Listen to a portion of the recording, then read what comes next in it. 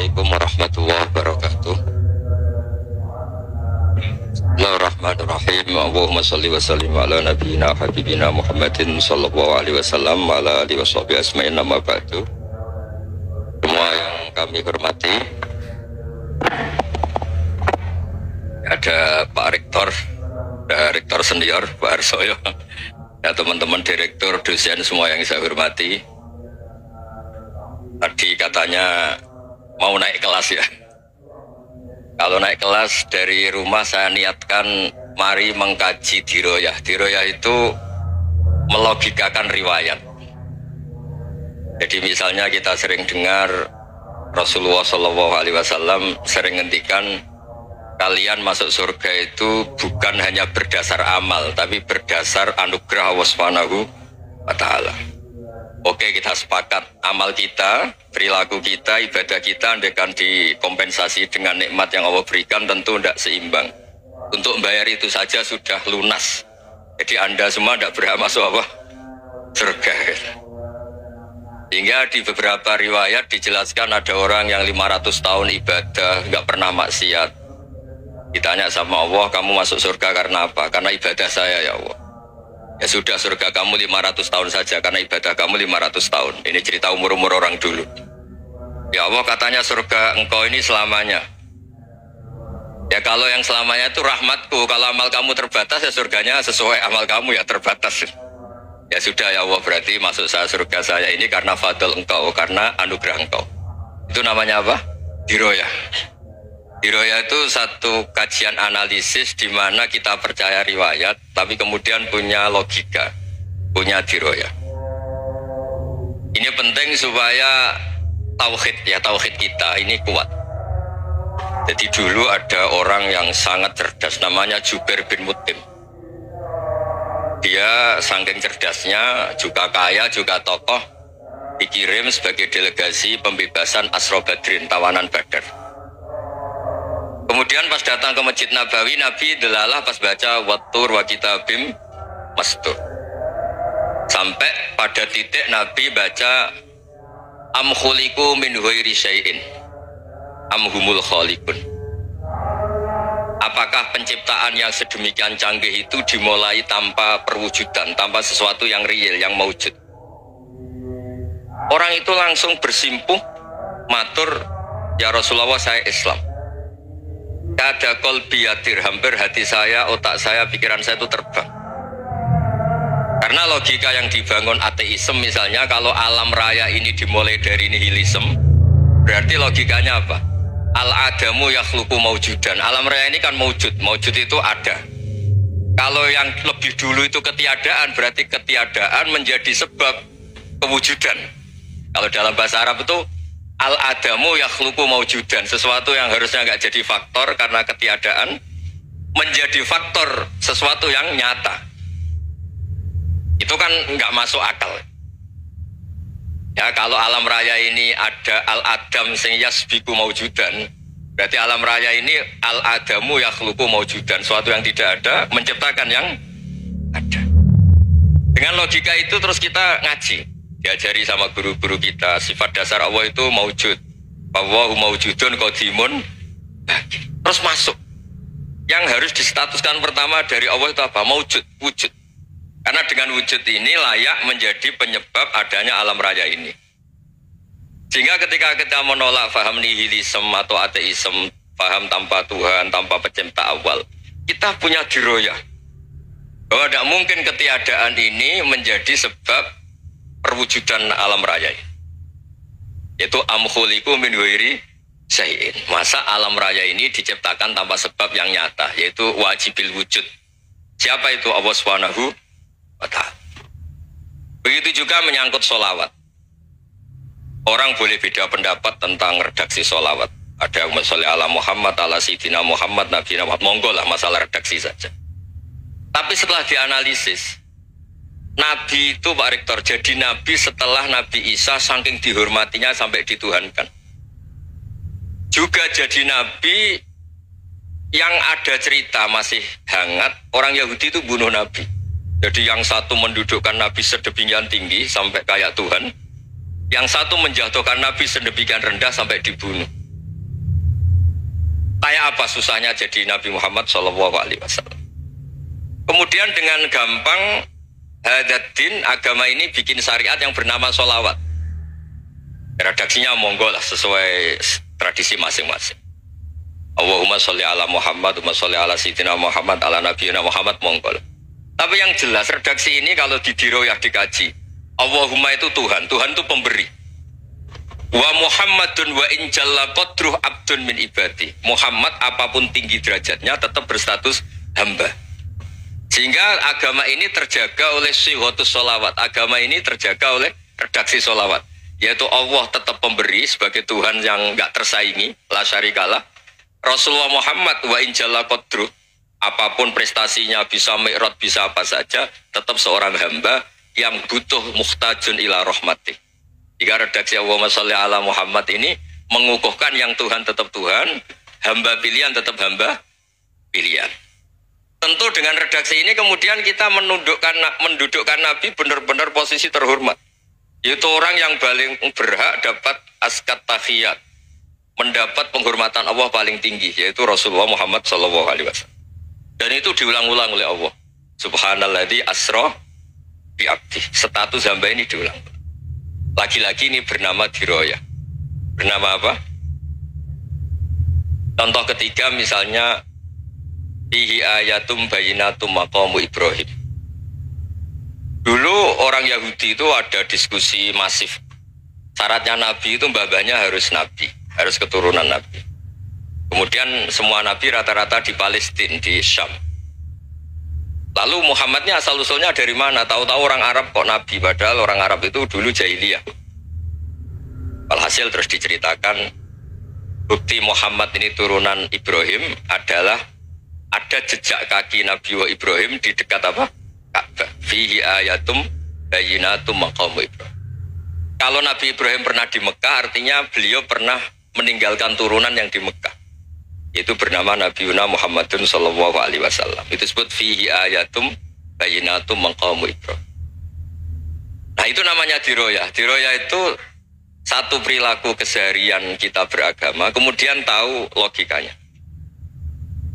Yang keempat misalnya, mangkana yu'minu billahi wal yaumil akhir falyukrim apa?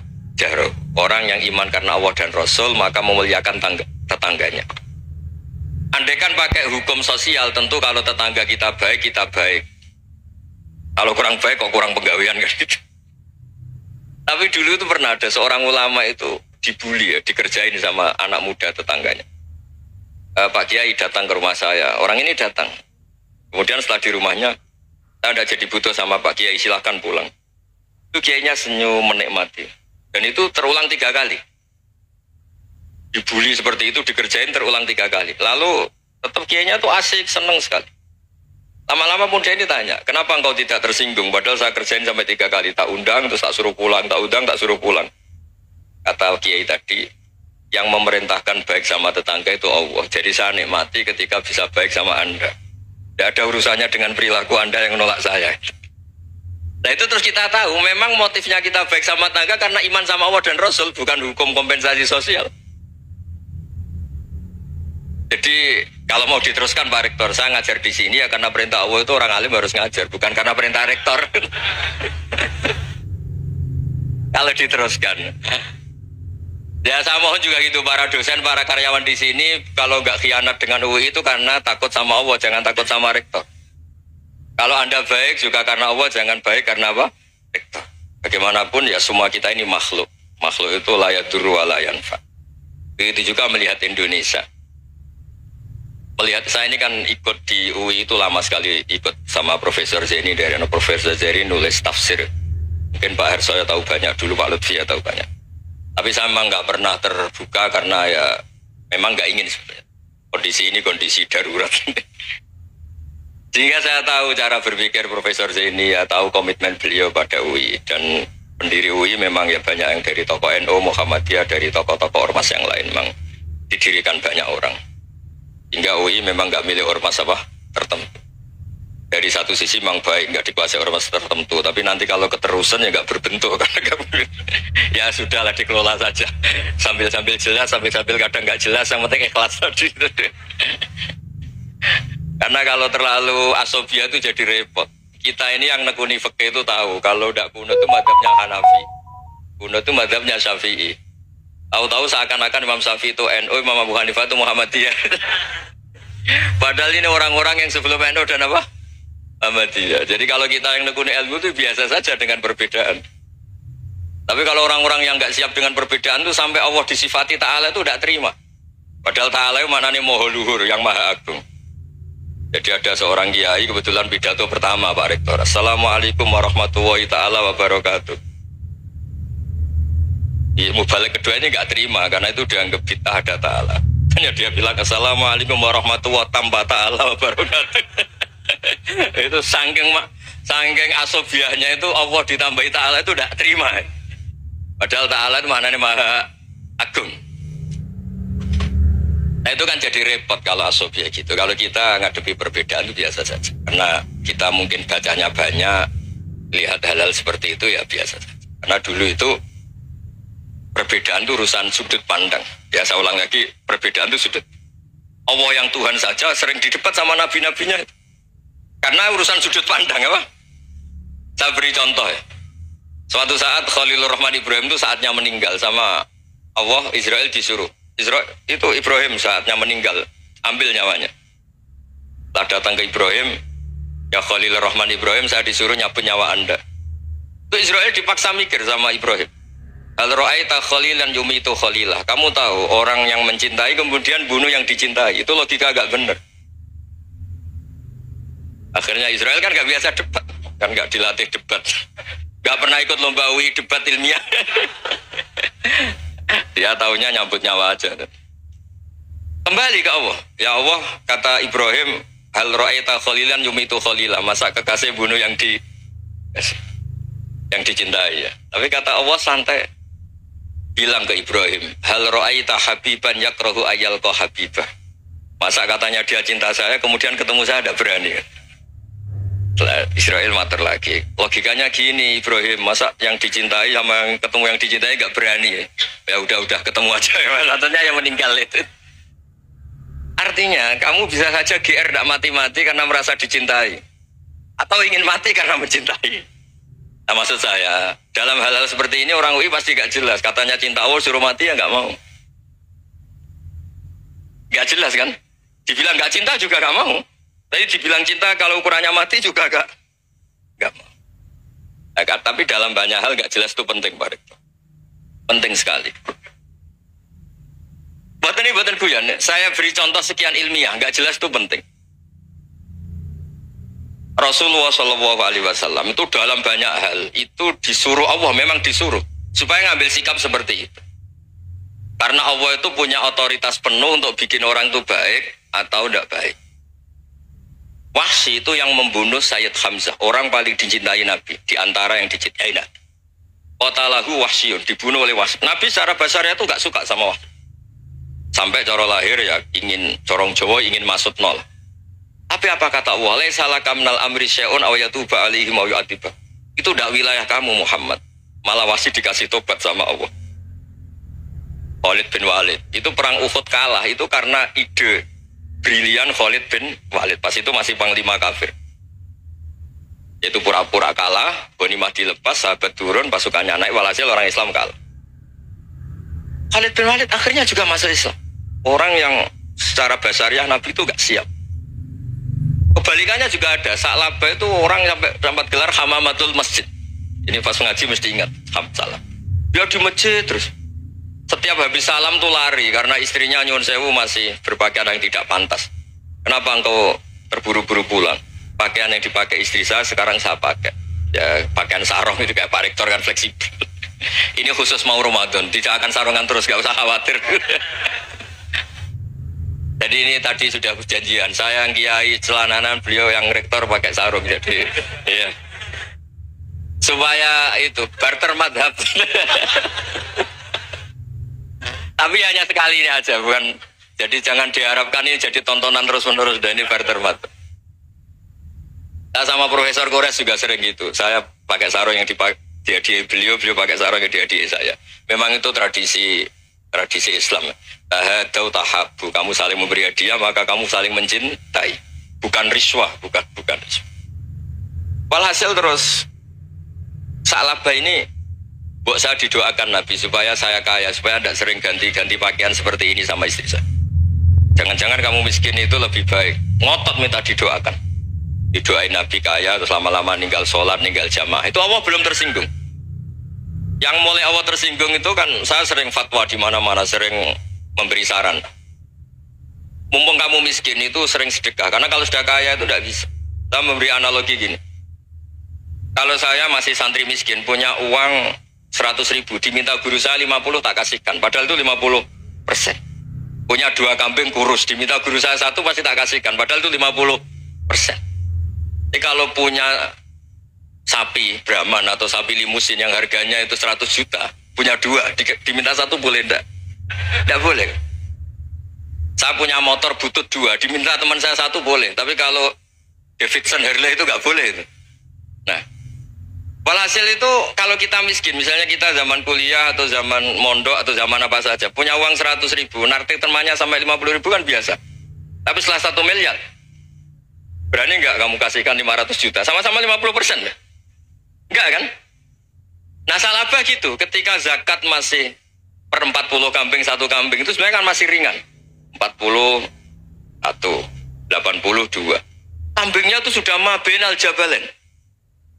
Barang dihitung zakat karena sudah ribuan, jumlahnya sampai 400 kambing. Banyak lah pokoknya. Terus kata Sa'labah, ini pemerasan. Karena jumlahnya besar. Allah tersinggung karena nabinya dianggap narik zakat itu dianggap khorat, dianggap pemeras. Allah tersinggung, kemudian fa'aqobahum nifakon fi qulubihim ila yaumil. Dia ditetir munafik. Semenjak itu terus tadi kembali gak jelas tadi. Barkohnya gak jelas itu menjadi orang tuh bijak. Ini sekarang nakal, jangan-jangan nanti jadi orang baik. Yang sekarang baik, jangan-jangan suatu saat jadi tidak baik. Semua orang introspeksi. Gak ada jaminan kalau kita sekarang baik akan baik terus. Gak ada jaminan kalau kita sekarang buruk akan buruk terus. Sehingga terus banyak kiai-kiai bijak itu memang lahirnya gak tegas. Tapi gak tegas itu yang menjadikan bijak. Karena sama-sama mungkin. Itu yang disebut laisa laka minal amri syai'un aw yatuba alaihim wa yu'adzibum. Itu tidak wilayah kamu. Ketika Allah mengomentari orang munafik juga wa yu'adzibal munafiqina insya'a aw yatub. Bisa saja ada yang disiksa, bisa saja ada yang dikasih tobat. Karena pola yang kita analisis itu semuanya menurut kita. Bukan menurut kemaslahatan orang apa? Saya punya sekian contoh cerita. Orang yang sowan kiai baik-baik, mungkin bawa gula atau salam damla, tidak tahu lah. Sudah mesti jadi wali. Tapi Kalijogo yang kenal Sunan Bonang itu kenalnya itu karena ingin begal. malah jadi wali deh. Tapi tidak usah dicoba. Umar itu nyari Nabi itu mau dibunuh. Tapi malah tobat jadi orang baik. Jadi ini penting ngaji ya, supaya tidak tegas itu, tidak jelas itu kadang baik. Nah termasuk saya juga termasuk dia yang milih tidak jelas. Saya sering gojlok ini, Fajar Hadili ini murid-murid saya sering saya gojlok. Kalau semua sistem pendidikan kayak kampus, kayak UI, kayak UIN semuanya itu sistem yang bagus karena tertib, jam kuliahnya jelas, mata kuliahnya jelas. Kalau di pesantren itu Pak Harso itu gak tertib, tapi justru itu enak ketemu di jalan orang berani tanya. Nah, ini kalau mbak-mbak misalnya menstruasi, mau belajar haid nunggu semester berapa baru tahu. Itu bisa sekian tahun gak sholat karena nunggu pelajarannya baru diterangkan. Mau haji juga gitu, nunggu mata pelajaran haji. Kalau nggak jamnya, nggak mau dosennya ngajarin. Kalau kiai kan enggak, ketemu di jalan tanya, dijawab. Jam berapa juga dijawab. Artinya Indonesia itu berkah, ada sistem kampus yang tertib. Ya semoga termasuk tertib gajinya. Tapi tertib gajinya itu juga sebenarnya rugi. Saya sering ada pegawai negeri Gus, tolong doain saja di PNS enak aja. Gajinya tetap. Kata saya nggak mau kalau gaji saya tetap. Kok bisa Gus enak tiap bulan mesti dapat gaji. Kalau tetap nggak naik-naik kata saya. Kalau kiai gajinya nggak tetap, tapi di atas yang tetap kata saya. Artinya Indonesia itu berkah. Kalau semuanya pakai sistem pendidikan setertib ini, orang mau tanya haid ya nunggu pelajaran haid. Bab haji ya nunggu pelajaran haji. Tapi kalau ketemu kiai itu enggak. Ya pokoknya saya pernah di pasar, Gus mau tanya apa? Anak saya keluar darah terus gini-gini. Padahal biasanya hanya 7 hari gini-gini. Ya sudah kembalikan ke biasanya rudat ilal adat. Itu enggak usah sowan ke rumah. Juga enggak registrasi dulu, enggak daftar dulu. Ya ini udah nyindir cerita saja. Supaya ini bukti koalisi beneran. Jadi saya yang kiai enggak tertib jam, koalisi sama yang tertib jam. Jadi kalau semuanya sistem kampus, nanti pertanyaan itu enggak bisa on time, enggak bisa setiap saat. Makanya Indonesia itu berkah. Kiai-kiai yang alim yang di jalan-jalan banyak. Juga kiai yang di kampus dokter-dokter fikih banyak. Yang nekuni ilmu umum ya banyak. Macam-macam. Itu masalah itu kalau saling mengadili itu baru masalah. Misalnya kiai ngeluh, enggak enak jadi kiai, enggak punya gaji tetap. Yang dosen ngeluh, enggak dicium tangannya. Karena memang unik Indonesia itu. Kalau guru fikih kok dosen itu tetap enggak dicium tangannya. Karena pikirannya anak-anak itu sudah bayar disuruh nyium. Itu kayak di alam sadar tuh gitu. Kalau kiai itu kan anak-anak gak bayar itu. Ya upahnya cium tangan itu. Makanya kalau kiai tidak keramat bisa mati karena cium tangannya doang bisa mati itu kiainya. Ya ini cerita supaya saling menghormati saling. Jadi kalau makanya itu pakar-pakar akhlak ya, pakar-pakar etika peradaban. Itu tertampar betul ketika Nabi urusan ilmu itu mengabaikan itu. Kalau sudah urusan ilmu, misalnya begini, ada urusan ilmu, ada mbak-mbak cantik atau ibu-ibu cantik, itu dalam Islam itu diajarkan jangan sopan-sopan banget. Kata Nabi, karena kekuatan ilmu itu di atas kekuatan akhlak, di atas kekuatan adab. Ya nisa an-nabi lastunna ka ahadim minan nisa. Ini taqaitunna fala takhdu'na bil qaul. Faya tama alladhi fi qalbihi maradun. Dan ada babak cantik, menarik. Kemudian sopan misalnya sama Pak Fajarin sama dosen-dosen. Monggo binara. Wah itu bahaya pikirannya kemana-mana itu. Orang yang imannya pas-pasan, wih berarti mau. Maksud saya kalau cantik, menarik, ketemu di jalan biarin aja dosennya mau kemana biarin aja. Gak usah dihormatin. Kalau dihormatin, Pak mau kemana sadarian mau bisa bahaya. Tak biarin aja. Kalau tanya, Dek ini alamatnya mana? Cari sendiri Pak. Karena hanya dengan cara itu si Pak dosen ini gak kepikiran. Gak ada orang suka orang kedus itu gak akan. Tinggal sudah cantik, sopan. Wah bisa pikirannya macam-macam. Itu ilmu. Fala takhdu'na bil qaul. Kamu jangan terlalu lirih kalau ngomong. Fayat ma'alladzi fi qalbi maradun. Orang yang pikirannya masih kotor pasti berpikir yang negatif. Anda mungkin demi sopan sama dosen Anda. Tapi sejauh mana dosen Anda juga berpikir positif. Itu kan uji iman sama uji nyali. Nah, sama pejabat yang sopan sama kiai mungkin punya Alphard, punya Robicon, punya terus bawa uang banyak. Terus sama kiai cium tangan hormat. Jangan-jangan kiainya yang pikirannya macam-macam. Ini berarti bisa jadi muhibbin potensial misalnya. Nah, saya ini termasuk kiai yang pengagum ilmu. Sehingga saya sama orang yang medit, yang kikir sama saya itu saya senangnya bukan main. Kenapa? Karena kalau orang medit itu gak berhak nuntut. Tapi kalau orang lomo 1 juta minta surga, 2 juta ya minta apa? Surga. Gus, salam template 200.000 aja kadang minta surga. Tapi kalau yang kikir-kikir ya sudah salaman tok sudah. Gak minta apa, bahkan dia tahu diri, gak bayar kok minta.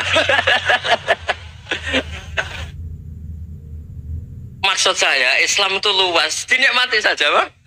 Dinikmati saja. Nah itu diroya, maksudnya itu diroya. Diroya itu kamu tahu aturan Islam itu kamu harus yakin khairihi wa syarrihi minallah. Semua itu ujian, tapi kemudian dikaji. Makanya saya ini termasuk pengagum Imam Syafi'i. Imam Syafi'i itu dikasih tahu. Ada orang yang di depan engkau cium tangan hormat tuh di luar ngomong-ngomong, ngata-ngatain Anda. Imam Syafi'i tertawa-tawa sewenang. Loh, ada ini dikata-katain di luar kok. Kok tidak kamu anggap munafik malah tertawa. Berarti saya wibawa, di depan saya nggak berani. Dianggap enteng saja. Dibilangin, sebagian orang kampung sini nggak suka sama engkau. Baguslah, tidak akan pinjam uang sama saya. Di mana-mana orang pinjam minta tolong itu karena seneng. Kalau benci kan enggak.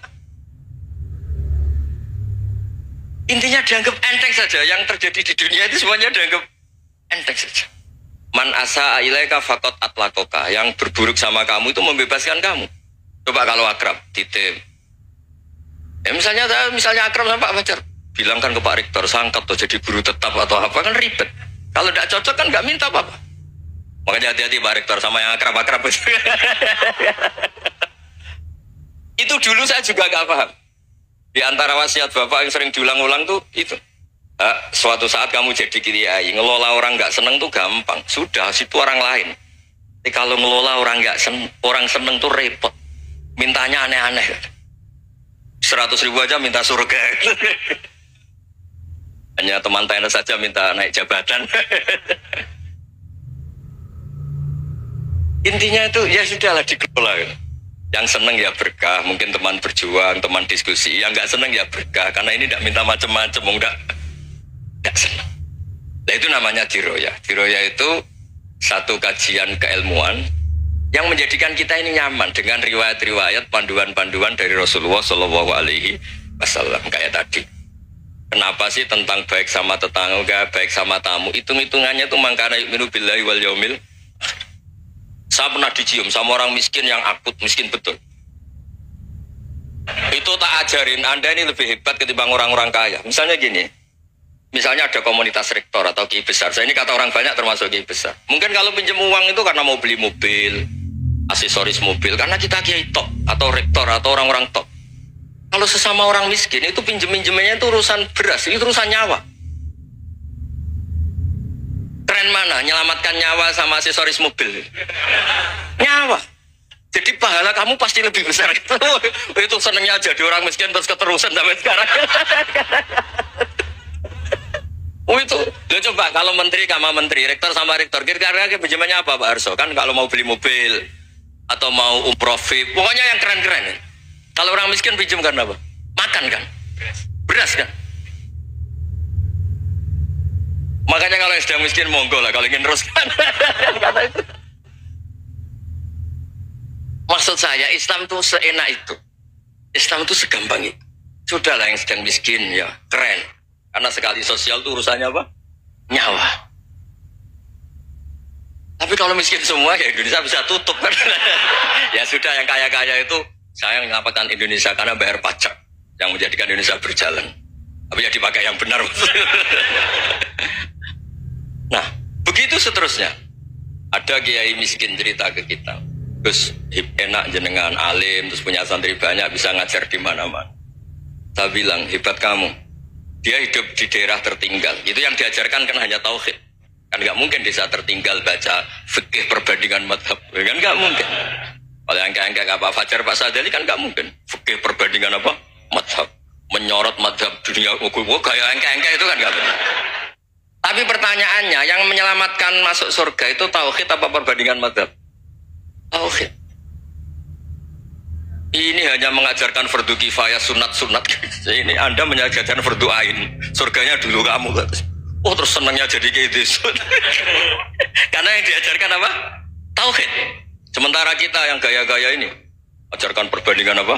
Ada studi banding ke Al-Azhar kemana-mana. Ini enggak tauhid. Dari orang nyembah pohon jadi nyembah Allah Ta'ala. Keren ya? Keren. Jadi terus kiki sama saya senangnya bukan mereka, karena tak bilang.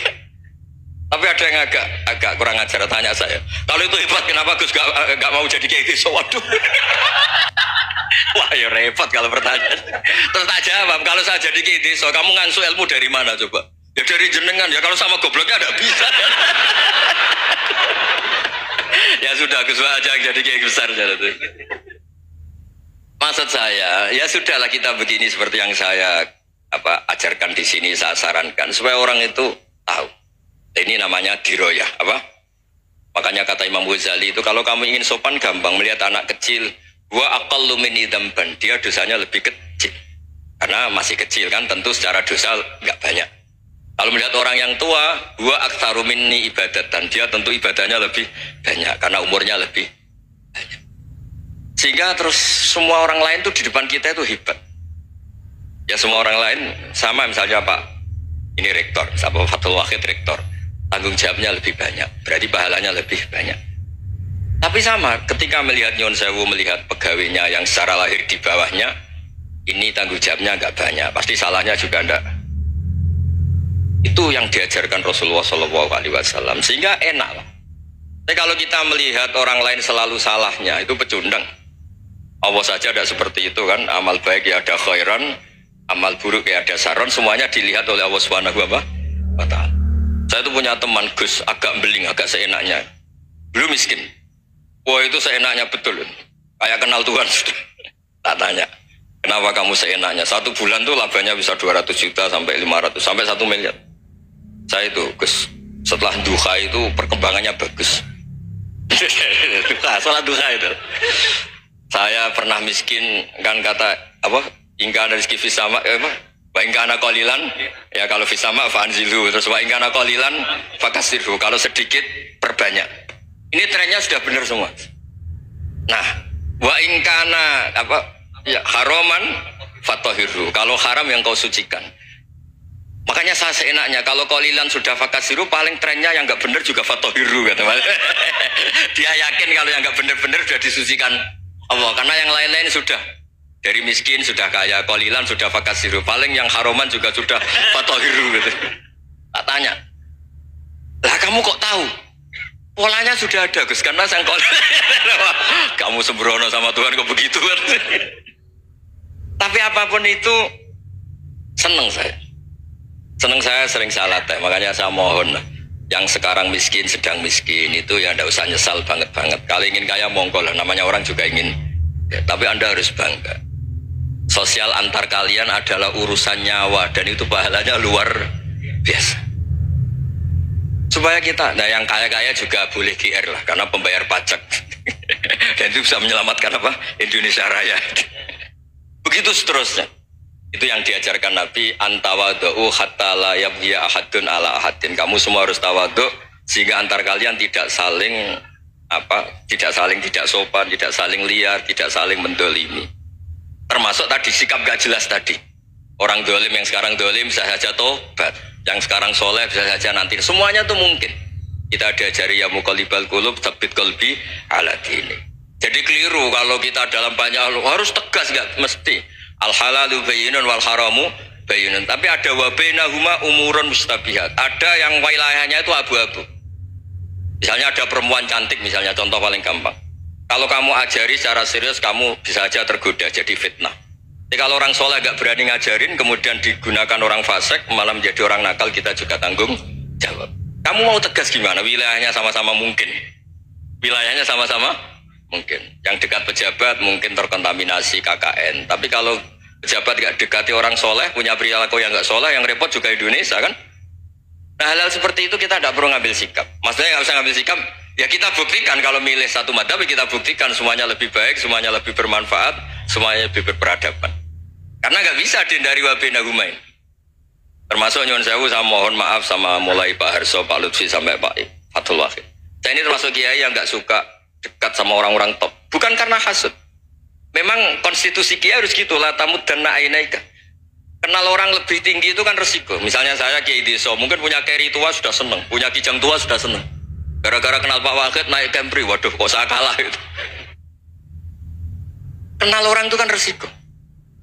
Mungkin dosen-dosen sini kalau kenal saya di Rembang juga resiko. Di sini gak ada cium tangan, biasa dosen, wah gak enak jadi dosen. Jadi memang harus dibatasin. Sekiranya mungkin orang terus, karena latamud dan nanawa, ainaika ilham. Kamu jangan sering melihat orang lain yang mungkin secara lahir dapat nikmat yang lebih tinggi dibanding Anda. Kalau kamu gak bisa ngelola hati Anda bisa hasut, Anda bisa dengki. Paling tidak Anda bisa ada syukur. Saya itu sering didolani pejabat. Juga sering melihat pejabat di TV-TV. Naik mobil aja ada yang naikkan. Bahkan kalau wudhu itu anduk aja ada yang bawa. Itu kalau yang nggak kuat, wih naik jadi pejabat. Ya makanya terus konstitusi kiai itu mengatur, sudahlah. Mata kamu itu kamu batasin. Jangan melihat sesuatu yang potensi ya. Potensi menjadikan Anda tidak apa syukur. Jadi saya mohon, ini memang konstitusi saya sebagai kiai. Jadi saya, tapi di hati saya tetap akrab. Saya doakan semua untuk UI, untuk semua orang Indonesia kita doakan. Kita ingin semuanya tambah baik, tambah baik. Oke, ngoten mawon. Assalamualaikum warahmatullahi wabarakatuh. Terima kasih.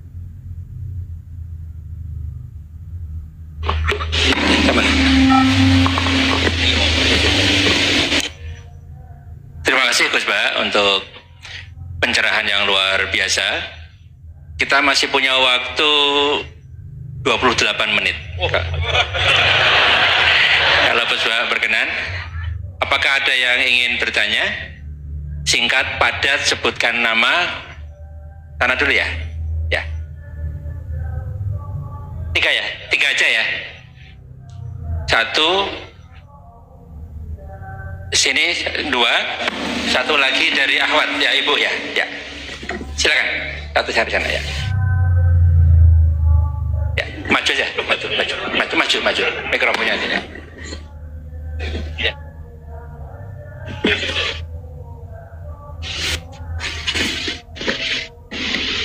Bismillahirrahmanirrahim. Assalamualaikum warahmatullahi wabarakatuh. Waalaikumsalam. Perkenalkan Gus Baha, nama saya Boyi, mungkin agak beda dengan pada umumnya. Saya bukan dari kalangan santri, tapi ketika mendengar ceramah Gus Baha pada awal-awal saya kuliah itu merasa kok kayak sebelumnya kenapa tidak masuk santri aja gitu. Karena ternyata toh yang diajarkan juga banyak dasar-dasarnya atau prinsip-prinsipnya yang sama dari jalur berpikir dan lain sebagainya. Yang ingin saya tanyakan di sini adalah ketika Gus Baha menyampaikan tentang diroyah, mungkin singkat saja Gus, apakah diroyah ini alat atau ilmu universal yang bisa digunakan ketika berdialog dengan orang-orang yang mengatakan itu kan kaidah kalian gitu, itu kan kaidahmu, ada hal-hal yang memang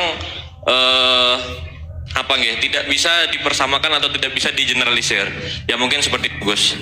Dan juga yang terakhir, kalau boleh saya izin bersalaman boleh Gus. Kesempatan. Oke. Assalamualaikum warahmatullahi wabarakatuh.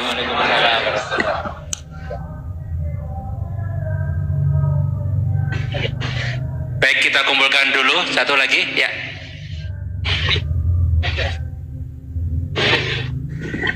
Cek.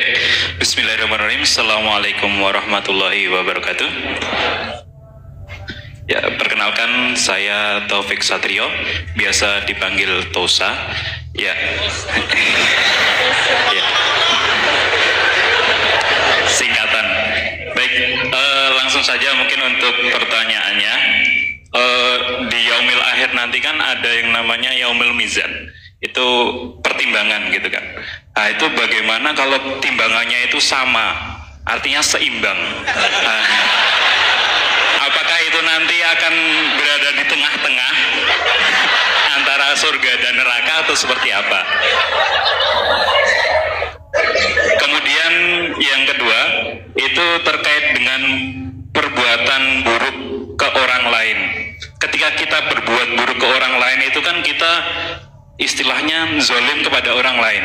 Tapi di lain sisi itu secara zahir kan seperti itu. Tapi di lain sisi di akhirat itu kan kalau secara pahala kita itu membantu orang lain mendapatkan pahala.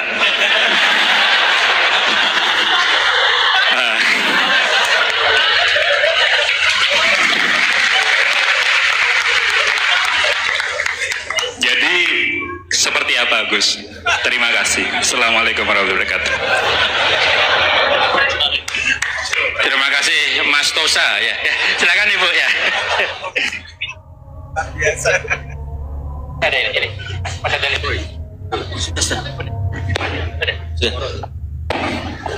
Assalamualaikum warahmatullahi wabarakatuh. Perkenalkan saya Nazrullah Hasanah. Mau bertanya, apakah perbedaan NU sama Muhammadiyah?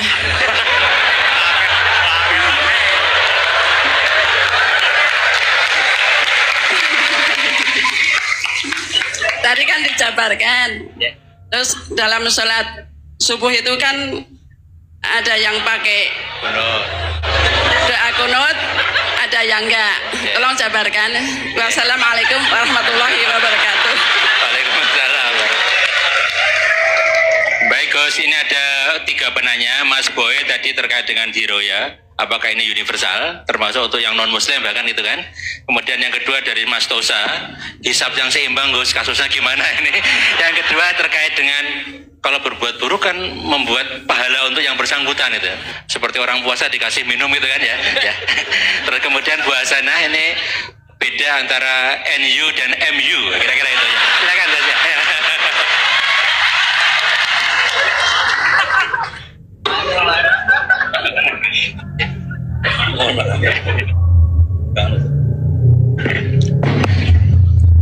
Bismillahirrahmanirrahim. Sebelum saya jawab, saya senang kalian semua senang dengan sesuatu yang taat itu. Banyak orang untuk senang nunggu maksiat dulu. Mungkin melihat perempuan yang tidak mahram, melihat sesuatu yang maksiat. Jadi ini spesial.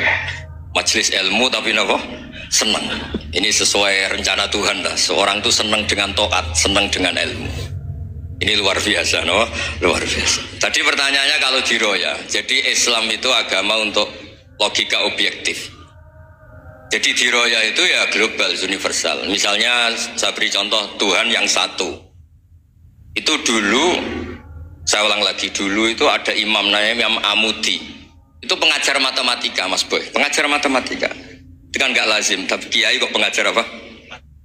Singkat cerita, ini cerita keramat. Kalau kalian nggak paham ya keramat sendiri. Jangan nggak paham menentang. Singkat cerita, di antara keramat beliau itu Allah itu nyuruh para malaikat disuruh ngaji matematika sama dia. Ngaji tauhid, tapi disebut sama Allah ngaji matematika. Ternyata apa? Cara ngajarkan gini. Misalnya ngajarkan diterang titik. Angka 2, 3 sampai 1 miliar 1 triliun. Nisbatus naini ila ma la nihayatalah. Itu nisbatul fard asli. Angka itu entah 2, entah 3, entah 1 miliar, semuanya dibanding angka 1 itu namanya cabang.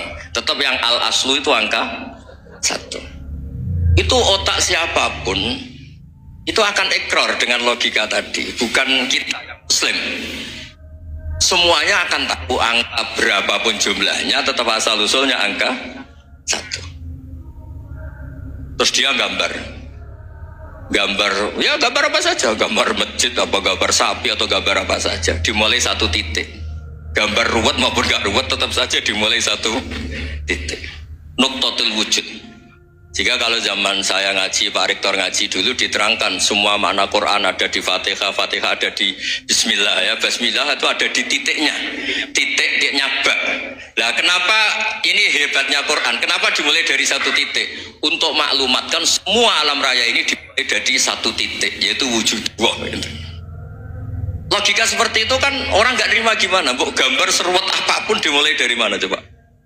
1 titik. Angka sebesar apapun dimulai angka apa? 1. Jadi diroyah itu ya universal gitu maksudnya. Ya gitu Mas Boy ya. Jadi diroyah itu universal. Ya soal ada yang belum dapat hidayat apa itu nomor 2, tapi logika yang dibangun Islam itu.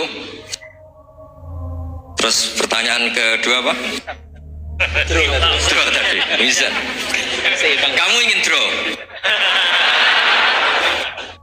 Ini kasih nih, nggak pernah ngaji Quran itu. Di antara yang diterangkan Quran detail itu Ashabul A'raf apa? Ashabul A'raf, orang yang baiknya sama buruknya itu imbang. Itu sudah disediakan nanti di surga itu ada pagar. Kamu ingin di situ? Pagar pembatas, apa? Ganda, neraka, enggak. Jadi kejadian surga dan neraka itu gini, tak terangin ya. Jadi kira-kira gini, kan hisab itu hanya rubu'un nahar, sekitar 2 jam, 2 jam setengah selesai. Jadi 1 dunia ini dihisab Allah, hanya Allah butuh waktu 2,5 jam. Rubu'un nahar. Kenapa gitu Pak Rektor? Karena semuanya datang ini sudah terindikasi dan itu sudah jelas. Misalnya orang yang soleh banget, wajahnya bersinar, bahkan semua tubuhnya bersinar. Yas'anuruhum baina aidihim. Yang pas-pasan, ya sinarnya pas-pasan. Sehingga nanti yang punya sinar cukup di kanan. Yang kelip-kelip agak yang rawan kesaruk ini yang gelap gulita langsung di kiri. Nah itu terus faduri babenahum bisuril lahubab. Terus Allah langsung bikin pagar. Nah yang rawan kesaruk pagarnya yang kelip-kelip tadi. Yang temangsang ini. Karena yang jelas hitam di kiri, yang jelas putih kanan. Yang abu-abu ini sama malaikat digaruk saja. Nah terus temangsang di Araf itu. Nah, terus setelah dipagar ini dia punya kegiatan. Kalau melihat neraka bilang Rabbana srif anna adzaba jahannam. Kalau melihat surga, ya Allah, ma kuntu asqa khalqik. Saya ini hamba Engkau yang tidak paling sial dan Kau Maha Rahman. Tolong saya jangan dihadapkan ke neraka lagi. Karena itu menyiksa. Sabar. Wa akhraqan. Ya, ketika melihat neraka itu dia komentar, ya Allah, neraka ini begitu merusak wajah saya. Hawa panasnya itu sudah menghancurkan semua, baunya juga agak enak. Saya minta saya dihadapkan ke surga bersama Allah. Tapi kamu tidak minta lagi kan? Tidak, saya hanya minta itu tok gitu. Nah ini saya pandu, kalau kamu ngalami tak pandu. Kalau kamu ngalami tak pandu. Sama Allah terus diberi janji supaya tidak minta yang lain. Tidak, saya tidak akan minta lagi. Terus melihat surga.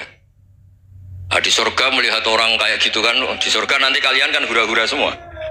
Wah, istri yang di dunia kurang cantik, rewel, yang di surga itu istrinya cantik semua, gak rewel semua. Gak minta belanja, cantiknya ada usah kesalahan, pokoknya top lah. Terus dia melihat tersiksa, Doro Jawa ngiler. Weh, masa ngelihat dok? Akhirnya ya lama-lama berani ngajukan, ya Allah masa ngelihat dok? Gitu. Dikasih masuk gitu. Ya terus, tapi kamu kan janji tidak minta lagi. Ya terus ngerayu-ngerayu Tuhan lagi. Akhirnya walhasil nanti kalau betul-betul A'raf itu nasibnya akhirnya masuk surga. Tapi tadi digarap dulu lah, dikerjain dulu. Itu lama sekali perjalanannya, memang lama sekali. Nah soal orang membunuh itu apa contohnya tadi? Berbuat buruk sama orang lain, ya apapun lah. Berbuat buruk sama orang lain itu kalau faktanya nanti tobat, Allah yang bisa ngelola itu. Makanya Nabi pernah senyum-senyum, pernah tertawa-tawa. Sungguh ketika Allah menghendaki rahmatnya itu semuanya indah. Yaqtulul qatil fayatubu hadza. Jadi ada orang yang saya membunuh, terus dia tobat serius. Kemudian al-maqtul yang dibunuh ini masuk surga karena madlum. Qatilnya karena tobat serius juga masuk surga. Ya begitu juga di kedoliman-kedoliman yang lain. Jadi ya makanya tobat itu penting sekali. Ya taruh saja begini yang terkenal ya, contoh Wahsy itu jelas di surga karena syahid dibunuh Wahsy. Apa Hamzah ini jelas di surga karena matul syahidan, dibunuh secara syahid oleh Wahsy. Tapi karena Wahsy tobatnya serius, nanti juga di surga. Begitu juga keburukan-keburukan yang lain. Jadi tobat ini misalnya ada orang hartanya dicuri. Tentu yang dicuri ini kalau dia orang baik, ya mungkin secara formal lapor polisi, tapi kalau dia orang baik mungkin ridho lah, sudah itu sudah ridho kan. Berkahnya ridho, dia menjadi orang baik karena ridho diuji Allah, hartanya apa? Dicuri. Kemudian yang mencuri tobat, entah harta itu dikembalikan, entah dikasihkan masjid sebagai amalnya yang dicuri, entah apa-apa, Allah ngasih tobat orang ini. Kemudian sama-sama jadi orang baik, kemudian sama-sama di surga.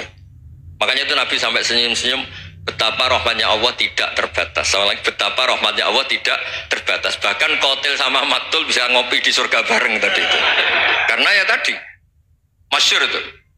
Yang paling legenda dalam sejarah Islam kan, saya pernah membunuh orang yang sangat dicintai Rasulullah. Sebagai tobat saya akan membunuh orang yang paling dibenci Rasulullah. Singkat cerita, Wahsy ini menangi bunuh Musailamah al-Kadzdzab, orang yang ngaku-ngaku Nabi yang merusak tatanan apa? Islam. Apapun itulah, cerita-cerita apapun itu. Makanya saya sering cerita, kalau preman pasar itu tobat, bu, jangan nyapu masjid. Tobatnya tetap di pasar. Yang dulu pasar gak aman karena dia, sekarang aman karena dia. Jangan tobat terus nyapu di pasar, pasar diganti subsidiarnya pengganti. Itu nggak fair apa? Jadi kalau tobat itu harus seimbang dengan zaman salahnya. Zaman apa? Kayak Umar. Ketika dia kafir itu orang Islam dibikin takut. Terus ketika dia Islam, gantian orang kafir dibikin takut. Pertama dia Islam langsung marahnya Abu Jahal pulang. Awas kalau ganggu Rasulullah, ngadepin saya. Itu fair. Kenapa? Fair. Jangan tobatnya bikin orang takut, lah tobat ke masjid nyapu. Yang di pasar diganti penggantinya tetap gaduh. Gak boleh. Harusnya kalau lama bikin pasar takut, ya sekarang lama bikin pasar apa? Aman. Itu tobat yang apa? Seimbang. Ya kira-kira gitu ya. Nanti tak pandu kalau sudah di arah. Yang ketiga NU sama MU. Satu itu beda seragamnya dan logonya.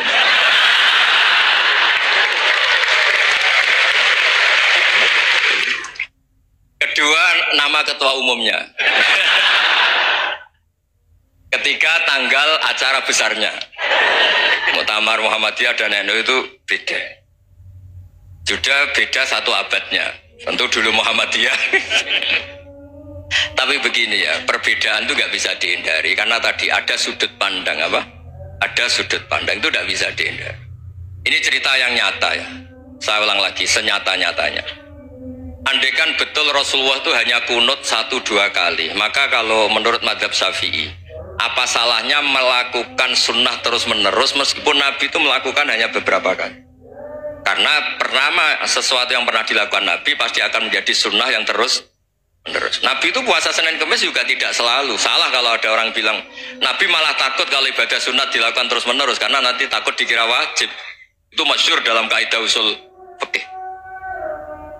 Tapi yang tidak kunut juga tidak salah karena ya tadi Nabi ya pernah kunut, Nabi juga pernah tidak kunut karena nabinya orang banyak. Karena bukan Nabi kelompok tertentu, no? Jadi sederhana. Terus menyangkut ini dengerin betul sujud. Sujud itu banyak ulama yang mengatakan untuk sah itu harus melibatkan 7 anggota.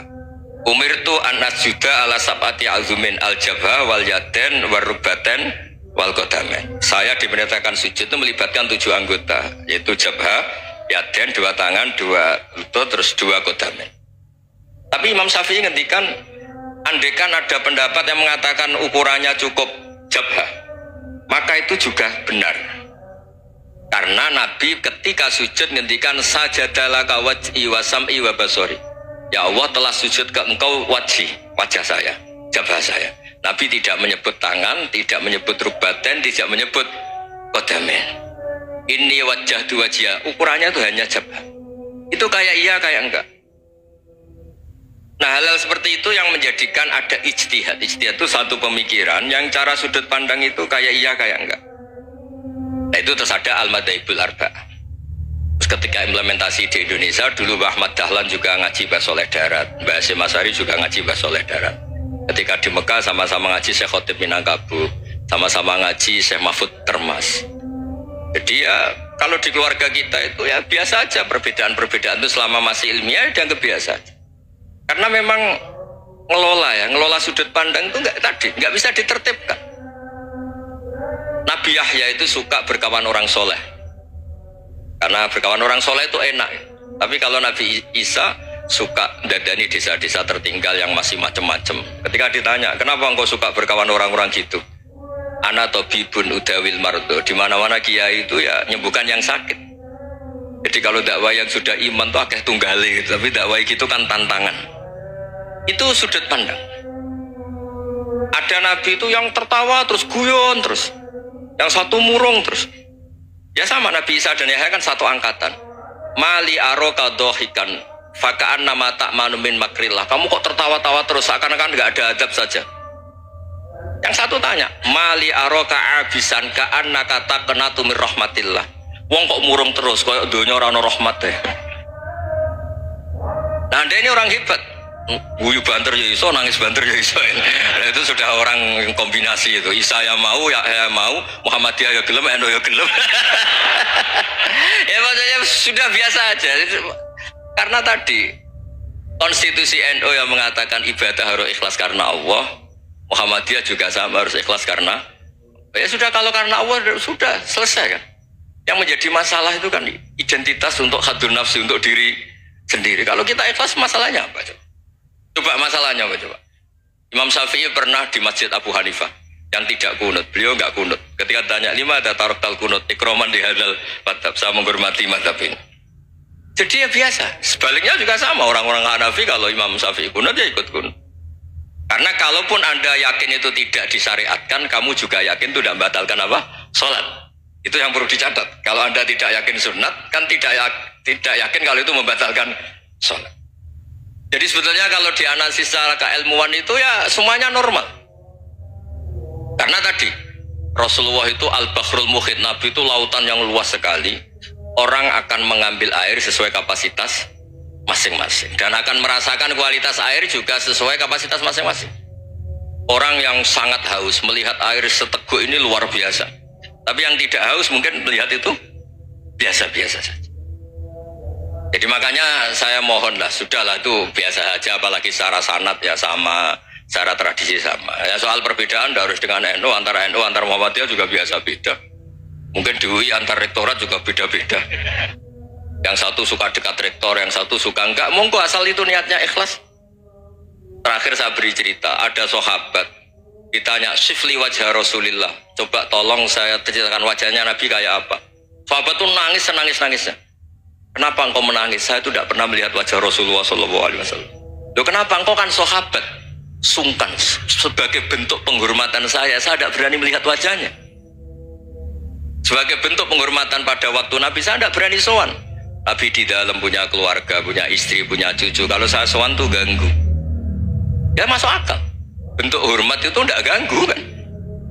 Tapi ada orang-orang yang bentuk hormat, bentuk sayang itu sering datang ke majelis Nabi. Sama-sama masuk akal, bisa didebat gimana? Sama-sama masuk akal. Ya sudah, itu ijtihad, maksudnya itu ijtihad, itu sudah sama-sama masuk akal. Abul Hasan Asyadili itu kalau kemana-mana pakai mobil mewah, pakai baju mewah. Ketika ditanya, Anda ini ulama kok pakaiannya mewah, mobilnya mewah, dan uang ra kepikiran nyangoni ya. Tapi aku tawaduk melas, terus dibalik nombal musake, gue nang ra iso mulai kayak gini. Ya tapi misalnya semua gitu, mesti ada yang salah paham, itu keangkuhan. Tapi kalau semuanya kelihatan gembel, nanti orang trauma jadi kiai, takut kayak itu. Ya sudah, itu wilayah ijtihad, sudah tidak usah pokoknya sudah, yang penting ikhlas.